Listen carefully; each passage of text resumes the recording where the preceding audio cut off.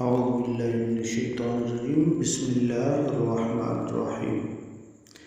ایک دفعہ کا ذکر ہے کہ سلطان محمود کا ایک غلام تھا، اس کا نام ایاز تھا۔ بادشاہ اس سے بہت محبت کرتا تھا۔ دیگر درباریوں کو اسی بنا پر ایاز سے حسد ہو گئی تھی کہ بادشاہ اس کو کیوں اتنا چاہتا ہے۔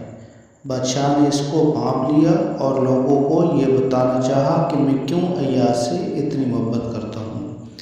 ایک دن بڑا دربار لگا ہوا تھا اور یہ غلام ایاز بادشاہ کی پشت پر کھڑا اس کو پنکھا چل رہا تھا۔ اسی درمیان بادشاہ نے کہا کہ میرے دربار کی جو چیزیں جس کو پسند ہو میری طرف سے اس کو اجازت ہے کہ اس چیز پر وہ ہاتھ رکھ دے، وہ چیز اس کو دے دی جائے گی۔ سارے ارکان دولت و مشیران سلطنت اٹھے اور انہوں نے اپنی اپنی پسندیدہ چیزوں پر ہاتھ رکھ دیا اور بادشاہ کی اجازت سے اس کو اٹھا لیا، مگر ایاز خاموش اپنی جگہ کھڑا تھا۔ اس نے نہ کسی چیز پر ہاتھ رکھا نہ اس کو اٹھانے کی کوشش کی۔ یہ دیکھ کر لوگ ایاز کو تکنے لگے کہ کتنا بڑا بیوقوف ہے کہ ایسی قیمتی چیزیں میسر آ رہی ہیں مگر یہ نہ اپنی جگہ سے اٹھتا ہے نہ کسی چیز کو اٹھاتا ہے۔ بادشاہ بھی یہ سارا منظر دیکھ رہا تھا۔ اس نے کہا، ایاز کیا تم کو ہمارے دربار کی کوئی چیز پسند نہیں آئی؟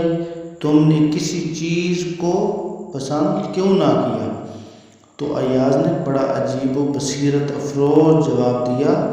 اس نے کہا کہ حضور میں نے تو آپ کو پسند کر لیا ہے اور جب آپ میرے ہو گئے تو سارا دربار میرا ہو گیا، اب مجھے کسی اور چیز کو پسند کرنے اور اٹھانے کی کیا ضرورت ہے۔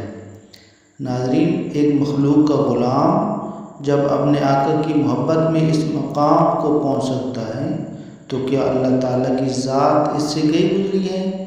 لہٰذا اللہ سے اللہ ہی کو طلب کرو۔